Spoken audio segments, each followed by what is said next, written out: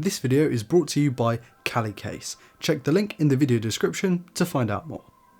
It's no surprise to anyone that the Pixel 4 has never really had the same hype around it that the original Pixel has enjoyed. Compared to its competitors, which have crazy specs, heaps of camera tech, and impressive bang for buck, the Pixel 4 has always seemed to have compromised somewhere along the line. In our initial review, we called it brilliantly disappointing, but 6 months is enough time for any smartphone to have its quirks ironed out in software. So, with the Pixel 4a just around the corner, what's changed with the Pixel 4? And, crucially, 6 months later, is it worth it? I'm going to split this video into two parts, the good and the bad. But before we sing the Pixel's praises, we really do need to address the more so-so parts of the Pixel 4. Let's kick things off with the battery life, something that the past Pixel family has never really been known for, but something that the Pixel 4 has a particular stigma for. Not surprising that the battery is even smaller in this than it was in the Pixel 3. See, you're never realistically going to be able to fix a small battery in software, and the Pixel 4 and 4 XL, well, neither of them have big enough batteries to fulfill the hardware requirements. I struggle to get a full day of moderate usage on the Pixel 4, and that's with 4G, Wi-Fi and Bluetooth enabled, but without forcing 90Hz. My colleague Ollie said that he was lucky to get to 8 PM before the phone was at 10%, and he's using the 4 XL with the larger battery. So with this and the so-so 18W fast charging, battery life is still an issue with the Pixel 4 series, and is something that I personally really hope Google fixes with the 5th iteration of the flagship device. Something I wouldn't mind just not seeing ever again is Project Soli, which is Google's motion sense hardware that's in the top bezel of the Pixel 4 and 4 XL. It never really has been all that reliable, it's never really worked very well, and a lot of us have found that by turning it off completely we get significantly better battery life, so why would you have it on in the first place? It's not really got better over the months either, with software updates to try and address its flaws, so it's just really difficult to defend that kind of feature in a device that's already struggling for battery life. The lack of an ultra-wide camera is something that pains me and is one of the main reasons that I could never use one of these as my main smartphone. Guys, say no one needs it as much as you like, but when the entirety of the competition has a wide angle camera lens, and even the mid-rangers, most mid-rangers come with those these days, you really are standing out not having one, and not for the right reasons. I personally really hope that we get to see an ultra-wide camera in the next Pixel, because that combined with Google's software magic could create something that genuinely is top of the charts once again. These final two issues fit together quite well, and I think pretty much sum up the Pixel 4's woes: the storage and the video. To start with the latter, even though the 4's Snapdragon 855 is able to shoot UHD 4K at 60 FPS, Google opted to disable that feature. And when someone called them out about it on Twitter, their response was no one would use it, and it would take up too much space anyway. I think that this is a pretty lame excuse.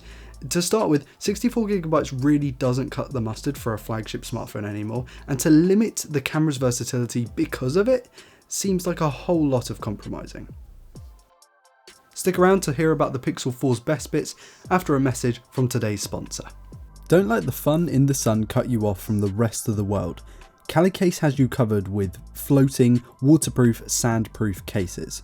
No pockets? No problem. CaliCases are designed for the beach, so their long lanyards make them perfect for any time you're exploring out in the elements. CaliCases are perfect for hiking, rafting, skiing, and they especially shine when taking underwater photos and videos with your phone. Click the link in the video description for more details and get 20% off your order when you use the promo code AA20. With that out of the way, let's talk about the Pixel 4's great features, and don't worry, there's plenty to talk about here. It would be completely inaccurate to say that the Pixel 4 wasn't and isn't still one of the best smartphones for photography. Despite all the phones with nuts camera setups that have come out since, the Pixel 4 is still up there with the best thanks to Google's incredibly powerful and well balanced computational photography setup. The lack of an ultrawide is an aged flaw whichever way you slice it, but the sheer quality keeps it hanging with the best of the best. Probably the best sign that the software really matters is that even compared to the incredibly powerful Galaxy S20 Ultra and P40 Pro, the Pixel 4 with its outdated hardware still compares to these photography powerhouses. And it's not just in the camera that Google's software really shines here, because the Pixel 4 was the first phone to have Android 10, it'll likely be the first phone to get Android 11, and Google says it will support the phone until October of 2022. The timeliness of its software updates is something that pretty much no other OEM can match. Take Pixel Drops for example. The idea behind it is that your phone should get better with age by receiving software updates that add features and value to the device every 3 or so months.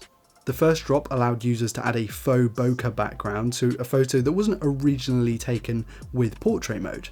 It's nothing groundbreaking, but it adds value to an already popular Pixel camera. We've yet to see Google really commit to this initiative, but it's early days, and if they do, it could be a great way to breathe new life into old phones. Up until recently, the Pixel 4 had the best display that we at Android Authority have ever tested. Thanks to its colour accuracy, brightness and contrast levels, it soared above even Samsung's best devices. It was only a short while ago that it got dethroned by the OnePlus 8 Pro. Though with that, the Pixel 4 has had some issues with its oleophobic coating, which can kind of rub off and accumulate scratches and scuffs. I'm not saying that the Pixel 4's display is perfect by any means, it definitely has its issues, but in terms of its sheer quality, it's up there with the best of the best.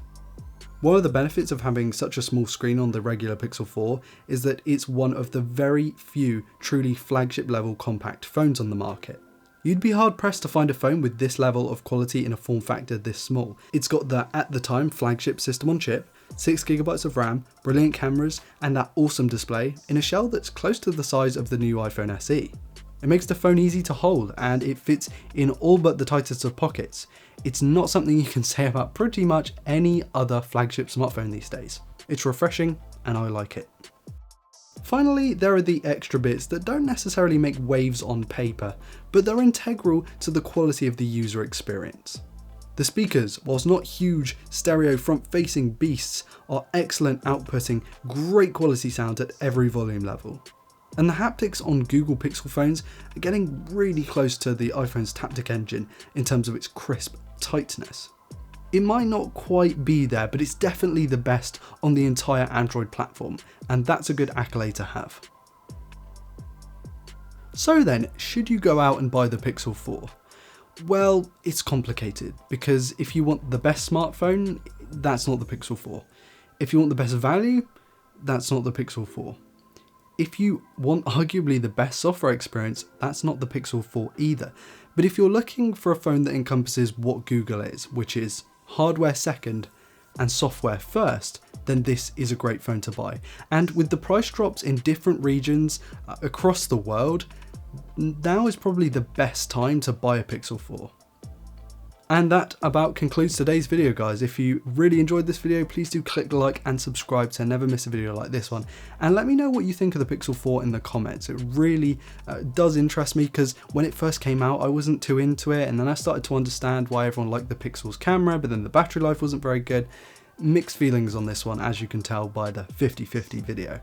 Anyway, I've been Ryan Thomas with Android Authority, and I'll catch you later.